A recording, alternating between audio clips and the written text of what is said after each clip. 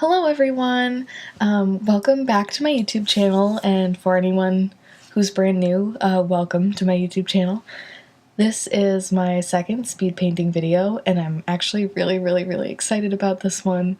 Not that it wasn't about the first one, but I feel like this is a little bit different. I feel like last one I was a little bit nervous, because I didn't know what you guys would think or how anyone would react to it. But I got all really positive feedback, and I just wanted to take a moment and thank all of you who visited my channel and liked my video and watched my video, and who are now like following me on Tumblr and Instagram and checked out my website because of that. I just wanted to let you guys know that I really appreciate you, and it made me feel like I was really appreciated and like you guys wanted to see the work that I've been doing. And it made me really happy because I've been super excited about the stuff I've been doing. So I also wanted to apologize in advance. I am still feeling a little bit sick. I don't know if anyone could tell, but I was not feeling fantastic in my last video. I was feeling really congested, and my throat is still a little scratchy, so you might be able to hear me drinking some water throughout the video.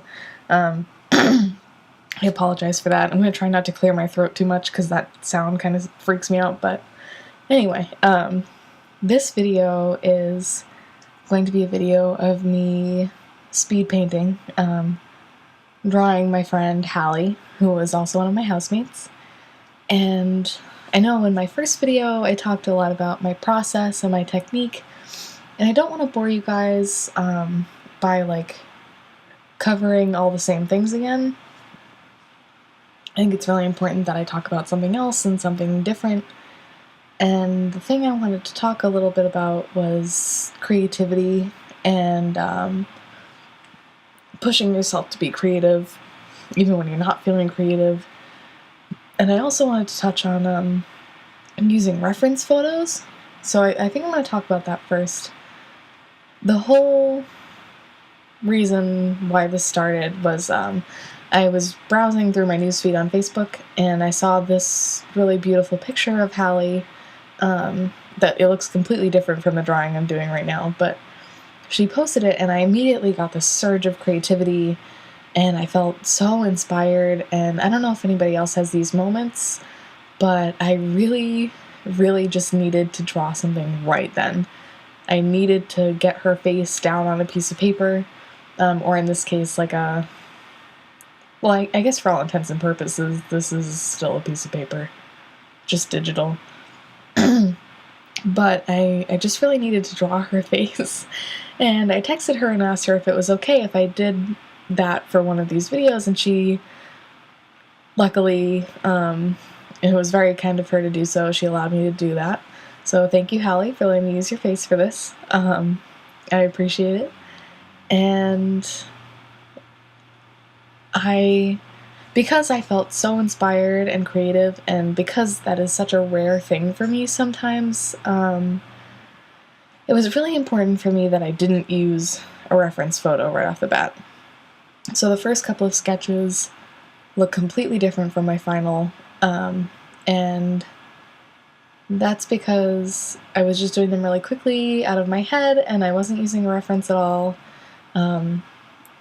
For me, it was just really important that I kept my creativity going and that I didn't dwell too much on the actuality of it and like what she really looked like. I just wanted to think of, I don't know, I wanted to just keep being creative and let whatever happened. And I think I wanted to talk about why I don't like to use reference photos right from the start. And for me, it's just because of, I feel like when I do that, all of my work gets really static and boring. And I also feel like I get so caught up in the reference photo and in trying to make my piece look accurate to the reference photo that I lose what I think the point of the piece is. So for this one especially, where I had such a strong reaction and such a strong urge to be creative, I wanted to keep that going for a little bit, and I wanted to keep my hands moving, because, like, things in motion stay in motion, and it's the same for art, so I wanted to keep my hands going so I didn't get bored, and I didn't just, like, stop halfway through, because it's been important to me lately that when I start something, I finish it relatively quickly, so I don't have, like, 10,000 unfinished things lying around. And when I did bring a reference photo in, it was sort of just to cross-reference and to check certain things. So, like, even though I do have a very stylized way of drawing and painting, I do like for some things to be accurate. And I feel like in this case, the nose especially, it was driving me crazy that the nose that I drew for Halle looked a little bit more like my nose. And I often will draw sitting in front of a mirror because it's easiest for me, like, rather than Google search something, it's really easy for me to just pose in front of a mirror, like, make different faces and get expressions and everything. But the downside to that is that I end up, like, giving my features to other people half the time, and it's another one of those habits I've been trying to break myself out of a little bit. But that's why I brought that reference photo in, so that I could change it and move it and kind of figure out, like, right here how I'm widening the face a little bit. It was driving me crazy that I, like, couldn't tell what was off, and it was just that her face was too narrow. So I just fixed it really quick. So, like, I don't want any of you to think that references aren't important, because they are. I don't know anyone personally who can draw anything perfectly, like, right out of their head the first time. I certainly can't. I sure as hell can't. So I do use references, but like I said, I just try not to use them right from the start, because I feel like I get really stressed when I do that, and you can feel my stress in my work when I'm doing it. So yeah, I just felt like that was something that was important to talk about. I wish somebody had told me that from the beginning, because I used to be really bad with reference photos, and I use them for everything. And I feel like a lot of my work, like, I hated looking at because of that. And the other thing that I wanted to sort of talk about today, and I already did a little bit, is creativity and, like, staying creative and, like, continuing to make art even when you're uninspired to do so. And like I already said, when something's in motion, it stays in motion. And that is true, but it is really hard to get that going, at least for me. I find that I have a really, really difficult time just sitting down and doing work, and I've been getting much better at it. It's really interesting to me, because I used to be really bad at keeping sketchbooks, like, notoriously bad at keeping sketchbooks, and I never drew, I never did art for myself. And being an artist and being an illustrator and going to an art college, I found that I didn't make any time to do art for myself, and I would always be like, oh, well, I have homework to do, so I'm just gonna do that instead. Like, yeah, you have to do your homework, but it turned into a cop-out excuse, I think, for me to just not do my own work. And I've been trying to break myself out of it, and that's why, I started my first 30-day challenge of 2016 on April 1st, and then I took on my second and then my third. And it's because after the first one, I realized, like, how much better I felt after I was being productive, and so I kept adding more to my list of things that I had to do every week and every day, because it helps me so much to have something to do. Like, you guys have no idea.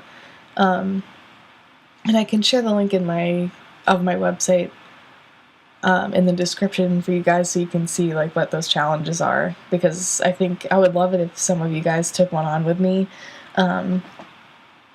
just because I think they're a great tool. I think they're a great way to keep working, and because I've been doing those, I've been in my sketchbook a lot more, and I just have been drawing all the time.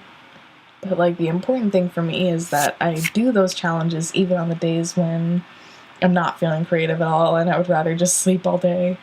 But I force myself to do those, and then even if I draw for, like, 10 minutes, I'll kind of like negotiate with myself and be like, just do it for a couple minutes, and you know, we'll go from there.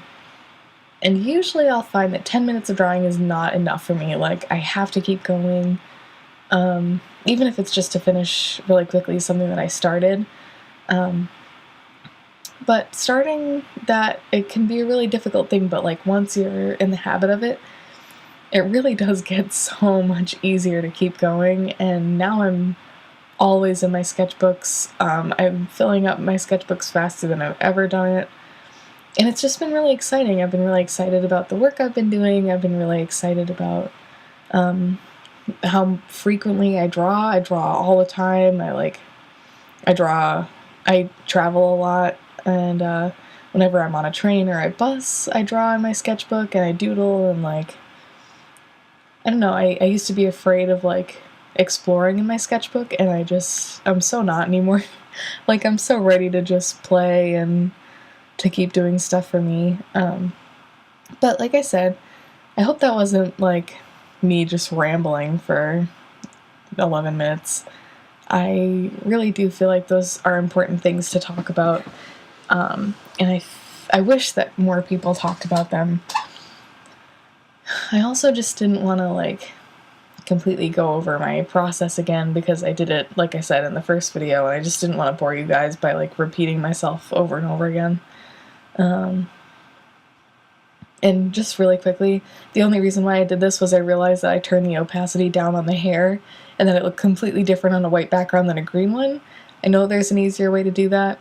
I completely forgot how to, so I just did it that way.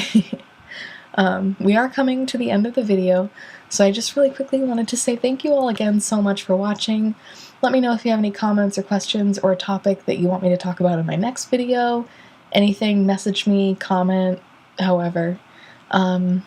Thank you so much.